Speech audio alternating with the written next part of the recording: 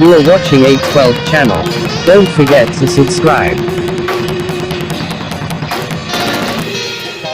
मुख्य मुख्य निर्णयहरू म यहाँहरूलाई जानकारी गराउन चाहन्छु। यहाँहरू मार्फत सबै आम जनता समक्ष पनि पुगोस् भन्ने म आग्रह गर्न चाहन्छु। केन्द्रीय कमिटीको 11औं बैठकले पार्टी विधानको व्यवस्था अनुसार 2078 साल भदौ 27 र 28 गते काठमाडौँमा पार्टीको विधान महाधिवेशन गर्ने निर्णय गरेको छ। यो प्रस्ताव स्थायी कमिटीले प्रस्तुत गरेको हो र स्थायी कमिटीको प्रस्ताव अनुसार केन्द्रीय कमिटीले यसलाई अनुमोदन गरेर विधान अधिवेशन भदौमा गर्ने टुङ्गो भएको छ। हाम्रो पार्टीको जीवनमा यो एउटा नयाँ अभ्यास पनि हो। हामीले छुट्टै विधान महाधिवेशन पहिलोचोटि गर्दैछौँ। 9औं महाधिवेशनमा हामीले नीतिको बारेमा छलफल हुने र नेतृत्वको बारेमा छलफल हुने अधिवेशन अलग अलग गर्नु राम्रो हुन्छ भन्ने समझदारी बनाएका थियौँ। त्यही समझदारी अनुसार विधानको व्यवस्था अनुसार विधान महाधिवेशनको बारेमा निर्णय गरेको छ। दोस्रो, यो विधान महाधिवेशनका निम्ति 4वटा समितिहरू स्थायी कमिटीले गठन गर्ने निर्णय गरेको थियो। यो स्थायी कमिटीको निर्णयलाई प्रस्तावलाई केन्द्रीय कमिटीले अनुमोदन गरेको छ। तदनुरूप पार्टी अध्यक्ष कमरेड केपी शर्मा ओलीको अध्यक्षतामा राजनीतिक प्रतिवेदन मस्यौदा समिति, महासचिव कमरेश्वर पोखरेलको नेतृत्वमा संयोजनमा सङ्गठनात्मक प्रस्ताव मस्यौदा समिति, संगठन विभाग प्रमुख कमरेड विष्णु पौडेलको नेतृत्वमा विधान संशोधन मस्यौदा प्रस्ताव समिति र पार्टी नेता कमरेड रामबहादुर थापाको नेतृत्वमा व्यवस्थापन समिति गठन गरिएको छ अथवा त्यो गठन गर्ने प्रस्तावलाई केन्द्रीय कमिटीले अनुमोदन गरेको छ। तेस्रो, केन्द्रीय कमिटीले विधान महाधिवेशनमा प्रस्तुत गरिने संशोधनका केही कन्टेन्टहरू सम्बन्धी प्रस्ताव प्रस्तुत गरेको छ, पारित गरेको छ। त्यो पनि स्थायी कमिटीले तयार गरेको थियो।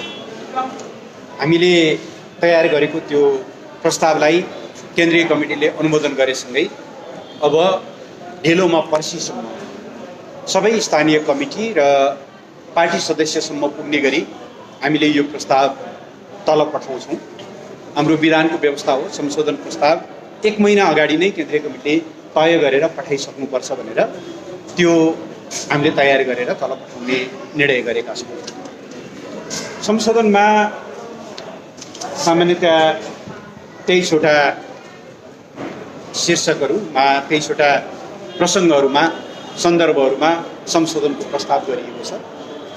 पहिलो प्रस्तावनामा हामीले 9औं महाधिवेशन गरिरहँदा मुलुकमा संविधान जारी भइसकेको अवस्था थिएन। त्यसले गर्दा 62-63 को आन्दोलनका उपलब्धिहरू संस्थागत हुन्छन् कि हुँदैनन्, संविधान बन्छ कि बन्दैन, बन्दा कस्तो संविधान बन्छ भन्ने बारेमा केही दुविधाहरू थिए। हाम्रो प्रस्तावनामा त्यो दुविधा कता कता झल्किन्छ। अब संविधान जारी भएर मुलुकमा राजनीतिक क्रान्ति आधारभूत रूपमा सम्पन्न भएको तर सामाजिक आर्थिक क्रान्ति या रूपान्तरणको काम बाँकी रहेको यो कन्टेक्स्टलाई प्रतिबिम्बित गर्ने गरी हामीले त्यो प्रस्तावनामा तदनुरूप केही पुनर्लेखन गर्छौँ। यसका मुख्य मुख्य पोइन्ट्सहरू आजको प्रस्तावमा तयार गरिएको छ। परिभाषाका केही खण्डहरूमा हामीले नयाँ कमिटीहरू बनाउनु पर्ने भएको हुनाले ती कमिटीहरूको परिभाषा राख्ने कुरा छ। जस्तो योभन्दा अगाडि हामीले अञ्चल समन्वय कमिटीको व्यवस्था थियो। अब संविधान अनुसार अब अञ्चल छैनन्, प्रदेशहरू छन् र प्रदेश एउटा कार्यकारी कमिटीको रूपमा रहेको हुनाले जस्तो प्रदेश कमिटी भन्नाले के बुझिन्छ, यस्ता केही परिभाषाका कुराहरू छन्। तेस्रो, हामीले पार्टी सदस्यता प्राप्तिको प्रक्रियालाई सरलीकरण गर्ने निर्णय गरेका छौँ। विगतको हाम्रो प्रबन्ध धेरै स्टेपहरू थियो। शाखा कमिटी, गाउँ कमिटी, इलाका कमिटी, क्षेत्रीय कमिटी, जिल्ला कमिटी, अञ्चल कमिटी हुँदै केन्द्रमा आउने धेरै स्टेपहरू पार गर्नुपर्ने हुन्थ्यो। अहिले पालिका स्तरको कमिटीमा सम्बन्धित व्यक्तिले निवेदन दिने, पालिकाको सिफारिसमा जिल्ला कमिटीले त्यो निर्णयलाई अनुमोदन गर्ने, सदस्यता प्रदान गर्ने, केन्द्रले त्यसको निरूपण गरेर त्यसको भेरिफिकेसन गरेर सदस्यता नम्बर चढाउने, यसरी 3 स्टेपमा चाहिँ सदस्यताको व्यवस्थापन गर्ने कुराहरू गरेका छौँ र सदस्यहरू पार्टी सदस्यहरूको क्वालिटी कन्ट्रोल वा उनीहरूको गुणस्तरका सन्दर्भमा पनि केही प्रबन्धहरू हामीले त्यहाँ गरेका छौँ। त्यस्तै गरी विधानको अर्को महत्त्वपूर्ण पाटो चाहिँ हामीले अघि मैले भने जस्तो विधान महाधिवेशनबाट नीति र विधान पारित गर्ने र राष्ट्रिय महाधिवेशनबाट मूलतः नेतृत्व चयन गर्ने ढाँचामा हामीले जाने कुराहरू गरेका छौँ। केन्द्रीय कमिटीको संरचनालाई हामीले अलिकति बदलेका छौँ। हिजो 159 सदस्यीय केन्द्रीय कमिटी 9औं महाधिवेशनले निर्वाचित गरेको थियो। अहिले हामीले अहिलेको कामको आवश्यकता, हाम्रो पार्टी फैलिँदै गएको अवस्था, यी सबै कुराहरूलाई ध्यानमा राखेर केन्द्रीय कमिटी 225 सदस्यीय हुने र त्यसमा अध्यक्ष 1 जना, उपाध्यक्ष 2 जना, महासचिव 1 जना, उपमहासचिव 2 जना र सचिवहरू 7 जना रहने गरिकन केन्द्रीय कमिटीको यो नयाँ संरचनाको प्रस्ताव गरेका छौँ र पार्टीमा संविधानको स्पिरिट अनुसार, राजनीतिक दल सम्बन्धी ऐनको स्पिरिट अनुसार समावेशिता हामीले सचिव पदबाट हामीले क्रमशः त्यहाँबाट ग्रुम गर्दै जाने गरिकन त्यसको व्यवस्था गरेका छौँ। पहिले हाम्रो केन्द्रीय कमिटीभित्र 3टा टायरहरू हुन्थ्यो, केन्द्रीय कमिटी, पोलिट ब्युरो र स्थायी कमिटी। अब केन्द्रीय कमिटी र पोलिट ब्युरो रहने र सानो एउटा सचिवालय रहने खालको प्रबन्धको प्रस्ताव गरिएको छ। त्यसबाहेक हामीले एउटा नयाँ कन्सेप्ट महाधिवेशन प्रतिनिधि परिषद भन्ने प्रस्ताव गरेका छौँ। जस्तो राष्ट्रिय महाधिवेशनबाट प्रतिनिधिहरू चयन भइसकेपछि ती प्रतिनिधिहरू 5 वर्षसम्म कायम रहन्छन्। उनीहरूले पहिलो वर्ष राष्ट्रिय महाधिवेशनमा भाग लिन्छन्, त्यसको 2 वर्षपछि उनीहरूको एउटा बैठक आयोजना हुन्छ, महाधिवेशन प्रतिनिधि परिषद। त्यसले उनीहरूले केन्द्रीय कमिटीको कामको मध्यावधि समीक्षा गर्छन्। त्यसपछि अर्को महाधिवेशन हुनुभन्दा 1 वर्ष अगाडि त्यो परिषद विधान अधिवेशनमा कन्भर्ट हुन्छ र त्यसले विधान संशोधन गर्छ। त्यस भएर एउटा महाधिवेशनबाट चुनिएको प्रतिनिधिले 5 वर्षसम्म कुनै न कुनै ढङ्गले महाधिवेशन प्रतिनिधिको रूपमा काम गर्ने एउटा नयाँ कन्सेप्ट हामीले विकास गरेका छौँ। केन्द्रीय निकायहरूको बारेमा, यिनीहरूको आकारहरूको बारेमा हामीले केही कुराहरू गरेका छौँ। सल्लाहकार परिषद, ज्येष्ठ मञ्च लगायतको प्रदेश कमिटीमा पनि हामीले पदाधिकारीहरूको प्रबन्ध गरेका छौँ। अध्यक्ष 1 जना, उपाध्यक्ष 1 जना, सचिव 1 जना र उपसचिव 2 जना समावेशिता हामीले त्यहाँबाट सुरु गर्छौँ। जिल्ला कमिटीहरूमा पनि त्यही गर्छौँ, पालिका कमिटीहरूमा पनि हामीले त्यही गर्छौँ। त्यसरी हामीले व्यवस्था गरेका छौँ। अधिवेशनहरू महाधिवेशन 5 वर्षमा, प्रदेश अधिवेशन 4 वर्षमा, जिल्ला र पालिकाको अधिवेशन 3 वर्षमा र त्योभन्दा माथिको 2 वर्षमा गर्ने गरी हामीले त्यो प्रबन्ध गरेका छौँ। निर्वाचन प्रणालीमा हामीले अलिकति थोरै फेरबदल गरेका छौँ। महाधिवेशन या अधिवेशनले अध्यक्ष र अन्य कमिटीका सदस्यहरू चुन्छन्। अध्यक्ष महाधिवेशन अथवा अधिवेशनबाट निर्वाचित हुन्छ, तर कमिटीका अन्य पदाधिकारीहरूलाई चाहिँ त्यो कमिटीले चुन्छ। कमिटी चयन भइसकेपछि त्यहाँभित्रबाट चयन गर्ने गरी यो एउटा व्यवस्था हामीले गरेका छौँ। पार्टी कार्यक्रमहरूमा राष्ट्रिय झन्डा, राष्ट्रिय धुन, पार्टीका औपचारिक कार्यक्रमहरूमा राष्ट्रिय झन्डा, राष्ट्रिय धुनका विषयहरू हामीले समावेश गरेका छौँ। सबै तहमा चाहिँ महिलाहरूको 33% सहभागिताको सुनिश्चित गर्ने प्रबन्धहरू गरेका छौँ।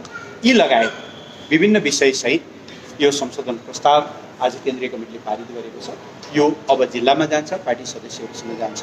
यसमा 1 महिनाभरि छलफल हुन्छ र त्यो छलफलबाट आएका सुझावहरूलाई लिएर औपचारिक रूपमा विधान महाधिवेशनमा यो प्रस्ताव प्रस्तुत गर्ने गरी मूलतः यो निर्णय आजको बैठकले गरेको छ। यसको अलावा आजको बैठकमा हामीले अलिकति पछिल्लो राष्ट्रिय राजनीतिको बारेमा पनि छोटो छलफल गऱ्यौँ। अदालतको परामर्शबाट आएको यो सरकार, जो जनादेशबाट आएको होइन, यसको जन्मेदेखि नै खसरा पातहरू देखा पर्न थालिसकेका छन्। बनाउने कुराबाट भन्दा भत्काउने कुराबाट यसले आफ्नो यात्रा सुरु गरेको छ। संविधानमा व्यवस्था भएको मौलिक हकको रूपमा कायम भएको हरेक कोही पनि नागरिक आवासविहीन नहुन्, हरेकलाई एउटा ओत होस्, एउटा छानो होस् भन्ने संविधानको व्यवस्था, हरेक दलित भूमिहीन किसानले एकचोटिका लागि उनीहरूले जमिन पाउन् भनेर संविधानले गरेको व्यवस्था, दलितमाथि इतिहासदेखि नै हुँदै आएका कतिपय विभेदलाई कम्पेन्सेट गर्नका निम्ति गरिएको त्यो व्यवस्थाका आधारमा हामीले भूमि सम्बन्धी समस्या समाधान आयोग बनाएका थियौँ। तर यो सरकारको पहिलो काम भनेकै आयोग भत्काउने कामबाट सुरु। अजित भएर होला कतिपय बुद्धिजीवीहरूले लेखे, भत्काउने नै हो भनेदेखि त धरारा पनि भत्काइदिएको हो, रानी पोखरी पनि भत्काइदिएको हो भन्ने ढङ्गले कमेन्ट पनि पब्लिकली पनि भएका छन्। यद्यपि आज अदालतले थोरै भए पनि त्यसमा त्यसलाई अल्पकालीन आदेशद्वारा स्थगन चाहिँ गरेको छ। तर सरकारको नियत कति गलत छ, कति जनविरोधी छ भन्ने कुराले देखाएको छ। यो कुरालाई पार्टीले औपचारिक रूपमा सरकारको त्यो निर्णयलाई कन्डेम गरेको छ, निन्दा गरेको छ। यो जनविरोधी एउटा चाहिँ निर्णय हो भन्ने कुरा छ र यसलाई तत्काल सच्याउन र संविधानले सुनिश्चित गरेको आवासको हक र दलित भूमिहीन किसानको जमिनमा पहुँच सम्बन्धी हकको सुनिश्चित गर्नका लागि हामीले निरन्तर दबाब दिने गरिकन हामीले त्यो कामलाई अगाडि बढाउने कुरा गरेका छौँ। दोस्रो, हिजो सरकारको नीति कार्यक्रम साझा न्यूनतम कार्यक्रम पारित भएको छ, मतलब सार्वजनिक भएको छ। अब एउटा अवसरवादी गठबन्धन हो, दक्षिणपन्थी शक्तिले नेतृत्व गरेको। यो कार्यक्रमबाट हामीलाई अरू कुनै अपेक्षा त थिएन, किनकि चुनाव लड्ने नेकपा एमाले र नेकपा माओवादी केन्द्रको संयुक्त घोषणाबाट त्यहाँबाट गएर अर्को सरकार बनाउने त्यो अवसरवादले जनताको हितमा कुनै काम गर्छ भन्ने त हामीलाई कुनै अपेक्षा नै थिएन। तर हामी आश्चर्यचकित कहाँनिर गएर भन्यो भने त्यसभित्रका केही बुदाहरू, जसमध्ये मैले यो 3टा कुरा मात्रै उल्लेख गर्न चाहन्छु। एउटा बुदामा त्यहाँ भनिएको रहेछ लिम्पियाधुरा, लिपुलेक र कालापानी सम्बन्धी समस्यालाई समाधान गर्ने। के भने गत वर्ष संसदले सर्वसम्मतिबाट कालापानी, लिपुलेक, लिम्पियाधुरा हाम्रो भूभाग हो भनेर सरकारले नक्सामाथि भूभाग समेटेर नक्सा प्रकाशन गर्यो। त्यो नक्सालाई संविधानमा रिफ्लेक्ट गर्नका निम्ति संविधानको सर्वसम्मत संशोधन गर्यो। अर्थात् सिङ्गो राष्ट्रको आवाज हो, ती भूभाग हाम्रा हुन्, ती भूभाग हाम्रा हुन्, हामी वार्ताबाट त्यहाँ हाम्रो हक भोग कायम गर्छौँ भन्नुपर्नेमा भल्ला भनेको त गठबन्धनले के भन्यो, यो त समस्या हो, हामी समाधान गर्छौँ, कतातिर जाँदैछ सरकार भन्ने कुराको एउटा दृष्टान्त हो। खोप छ, पूर्ववर्ती सरकारले 1,60,00,000 बढी मात्रा खोप सुनिश्चित गरेर छोडेको, तर त्यही भएको खोपको पनि ठिक ढङ्गले लगाउने कामहरू हुन सकिरहेको छैन। दिनभरि लाइनमा लागेर वृद्ध बाआमाहरू साँझ निराश हुँदै फर्किनु परेको, होटेलमा, रेस्टुरेन्टमा, नेताहरूका आवासमा खोपहरू भेटिने लज्जास्पद घटनाहरू देखा परेका छन्। यसलाई हामीले गम्भीर रूपमा लिएका छौँ। आज 27-28 दिन हुनु पर्यो, अरू त बन्ने कुरै भएन, आफ्नो सरकार पनि बनिरहेको अवस्था छ। अब अपेक्षा जनताले के गर्नु? यी कुराहरूलाई राख्दै हामी सरकारले जुन दिशातिर मुलुकलाई लग्न खोज्दैछ, प्रतिपक्षलाई ललकार्ने, चुनौती दिने जुन ढङ्गका कुराहरू निकालेका छन्, यसको यथोचित खण्डन, आलोचना र जनविरोधी कामहरूको प्रतिवाद पनि गर्ने बैठकले निर्णय गरेको छ। बैठक मूलत यिनै निर्णयका साथ समापन भएको जानकारी भन्न त दिनु। केही जिज्ञासाहरू छन् भने यहाँहरूले सोध्न सक्नुहुन्छ। जस्तै प्रकाश दाजु मैले सोधेँ, जस्तै महाधिवेशनबाट अब चाहिँ अध्यक्ष र महासचिव चाहिँ प्रत्यक्ष निर्वाचित गर्ने, अन्य पदाधिकारीहरू चाहिँ केन्द्रीय कमिटीले मनोनित गर्ने भन्ने हो। अध्यक्ष महाधिवेशनबाट अध्यक्ष जिल्ला अथवा प्रदेश अधिवेशनबाट अरू पदाधिकारीहरू कमिटी बसेर त्यसलाई चाहिँ कमिटीले चयन गर्ने। महासचिव पनि कमिटीले चयन। केन्द्रदेखि जिल्लासम्म अब चाहिँ यो शक्तिशाली अध्यक्षको परिकल्पना गरिएको हामीले 9औं महाधिवेशन झन्डै 8औं महाधिवेशनबाट नै अध्यक्षलाई अलिकति एउटा महाधिवेशनदेखि अर्को महाधिवेशनसम्म ढुक्कसँग नेतृत्व गर्न सक्ने गरी, किनभने हाम्रो पार्टी विधानअनुसार अध्यक्ष पार्टीको प्रमुख नेता हो। पार्टीको वैचारिक सङ्गठनात्मक नेतृत्व गर्ने प्रमुख दायित्व अध्यक्षको भएको हुनाले त्यो अध्यक्ष महाधिवेशनप्रति एकाउन्टेबल हुँदा र महाधिवेशनबाट निर्वाचित हुँदा उसलाई त्यो अथोरिटी पनि प्राप्त हुन्छ र उसले ढुक्कसँग काम गर्न सक्छ भन्ने एउटा लामो अनुभव।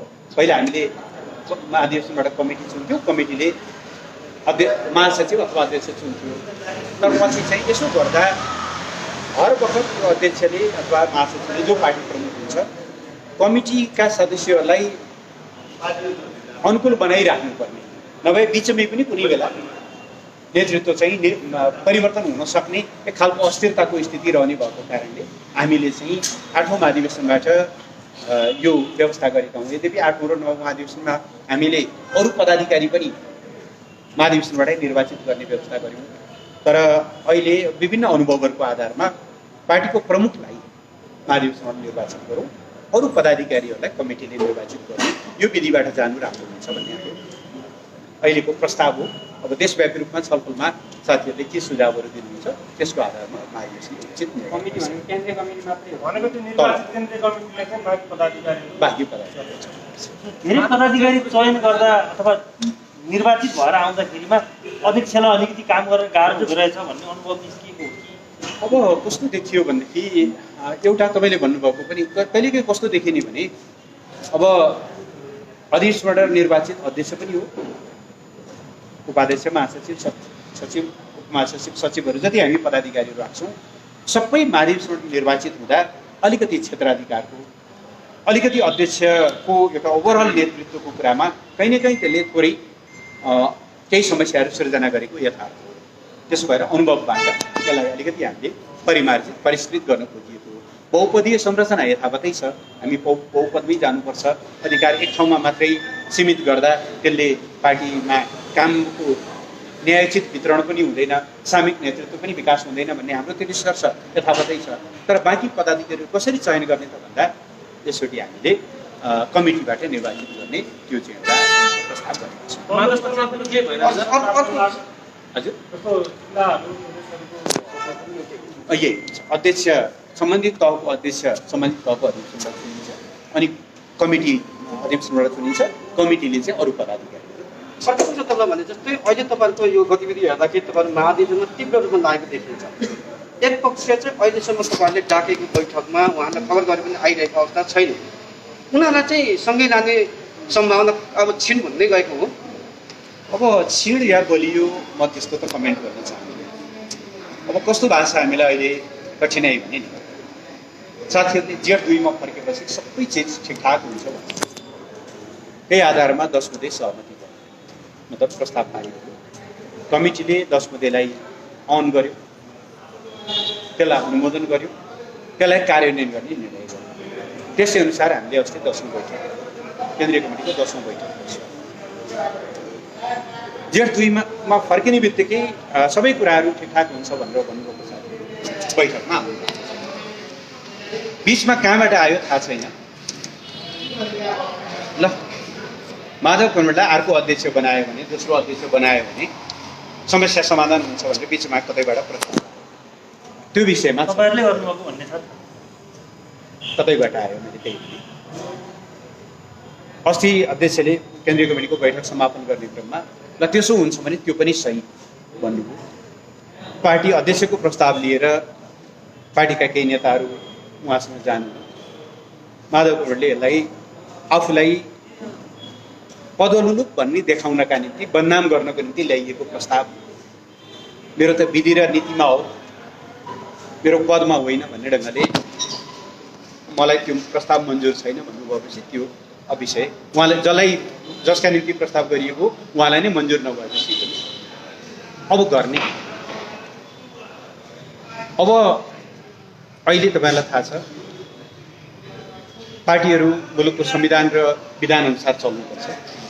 नेपाली काङ्ग्रेसमा भदौसम्म महाधिवेशन नगर्ने हो भनेदेखि वैधानिकताको प्रश्न उठ्ने भएर उहाँहरू अहिले तीव्र बहसमा हुनुहुन्छ।